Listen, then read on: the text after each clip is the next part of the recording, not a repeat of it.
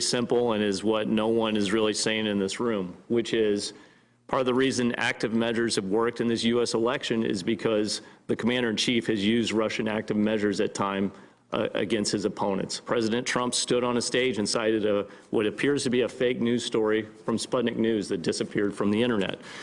He denies the intel from the United States about Russia. He claimed that the election could be rigged. That was the #1 theme pushed by RT, Sputnik News, white outlets all the way up until the election. The other part that I think we should be looking at is follow the trail of dead Russians. There's been more dead Russians in the past 3 months that are tied to this investigation who have assets in banks all over the world.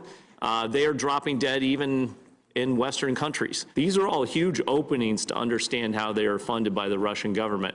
I don't have the capability to do that from where I sit, but I think that's a huge angle.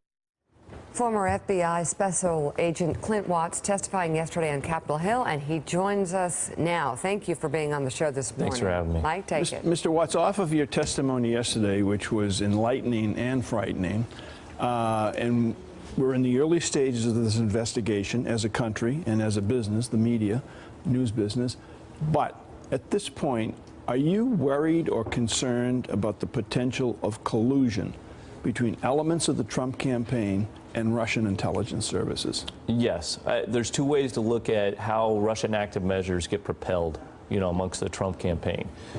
Is it coordination and synchronization? And at times we saw people say, hey, on Twitter, I've talked to Guccifer. I've talked to WikiLeaks, and they've got something coming out. To me, that's collusion when I see that. The other part is opportunism, which is also strange. Why would you look to Russian propaganda to go against your American opponent? That's crazy, especially coming from a Republican candidate, looking back to the Reagan era. This is the party that was tough on the Soviet Union, tough on Russia, and we've got a candidate and now president that's citing Russian propaganda to go after his opponents. Wow. So either scenario is scary. I think collusion's, the worst case, obviously. David Ignatius is in D.C. and he has a question. David.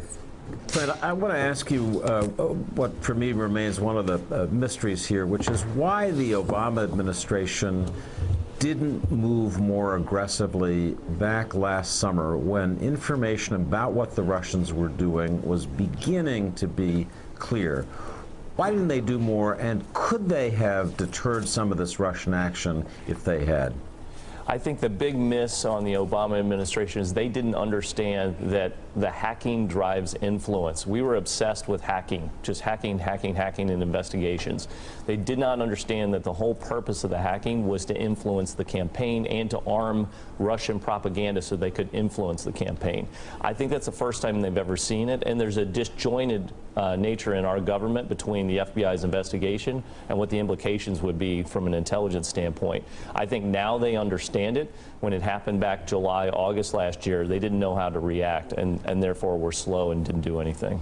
So to David's question, so you think that gap lies at the FBI, that they're the ones who didn't really make that connection between the two, and there was nobody at Justice, there was nobody in the White House, there was nobody anywhere else who said to them, hey guys, there are broader implications than simply whether the Russians are getting into our email systems? No, I think it's one of those seams that you see when we don't have a good whole of government approach for a threat. We've been so distracted on terrorism over the last 3 to 5 years with the ISIS threat that no one is looking at why do they really want to hack this information. We've always thought it's been compromise information, to hack into people's accounts, to steal their bank account information.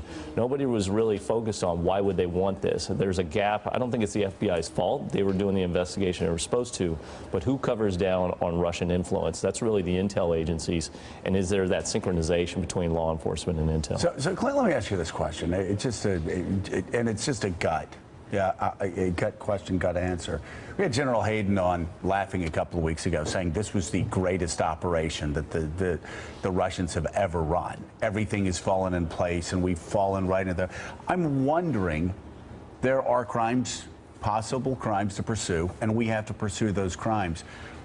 But every day that we're on television, and for 24 hours a day, we're obsessed on how the Russians have hacked, how the Russians have tried to impact us, how the Russians have tried to impact the White House. We're really just playing into their hands, aren't we? I mean, yes. And most of this for the Russians is just dumb luck. that they have stumbled onto a presidential candidate, as you basically said yesterday, that was stupid enough to pick up their fake news. It's exactly the point of Russian active measures. It's to sow confusion inside your enemy so that they're fighting amongst themselves so that you can maneuver on them. And they've done that so well that we're doing it for them still 3 and 4 months later. And it wasn't really that. It's not that they launched that complex of an operation against us. No more complex than what they do in other Western countries. It's a duplicate system they use on it. their own populace, which is to sow disinformation so that their own populace is confused. And it's very simple to do, and they're essentially using us to do their work for them. We're talking about it here today. We've got Intel committee hearings.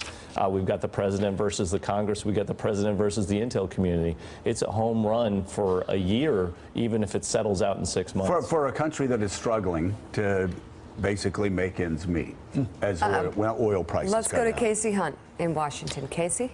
Yeah, Clint, watching your testimony yesterday, you cited very specific instances in the campaign where the now president had picked up on some of these active measures. I was wondering, do you see evidence? Is he still doing it today? And as kind of for my own kind of interest, what should those of us in the media be doing to try to recognize what's going on here from your perspective? I think the thing I would look for if I was in the media's shoes is just look at that Twitter feed that has real Donald Trump on it. If you look at the accounts, the outlets, these very small fringe outlets that are pushing conspiracies directly at the president, I think you're going to see where a lot of that influence comes from. And it's not just the Russians. There are others trying to influence him as well. But they know that they can get into his decision cycle with any conspiracy that'll bite on.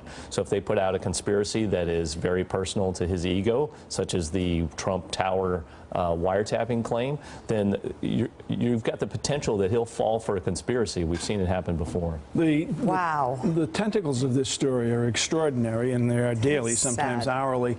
And the latest being that 3 members of the NSC staff, National Security Staff, in the employment of the White House for maybe a month when this occurred, go through some incidental intelligence that they end up handing over to Congressman Devin Nunes.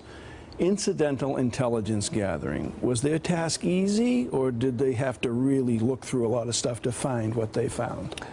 I think it's bizarre, if anything. Incidental collection happens in any sort of electronic surveillance. I've worked on wiretaps before. When you go through, you minimize that so that people that are innocent aren't, discovered in it. But if you're going through looking for a political point, which is I need to prove a claim that I've made already and I don't really know if it's true, you can pull in all sorts of data. What we don't know is the context of this. And if you're doing a good Intel committee hearing, which I think the Senate is and the House is less so, you're going to have intelligence professionals that have looked at all of this come to you and say, this is what we were really focused on in the investigation and the intel analysis, and this is what's really got merit to it. An incidental collection that doesn't have any merit is going to be pushed away. We just did the reverse of that. We went and dug for a little nugget of gold to justify a tweet somewhere, and instead we've totally bypassed a good bipartisan, non-influential process. All of this chaos, we have to underline this fact, all of this chaos, including the trashing of our greatest allies, to justify a tweet Oh my God. that everyone still says is a lie.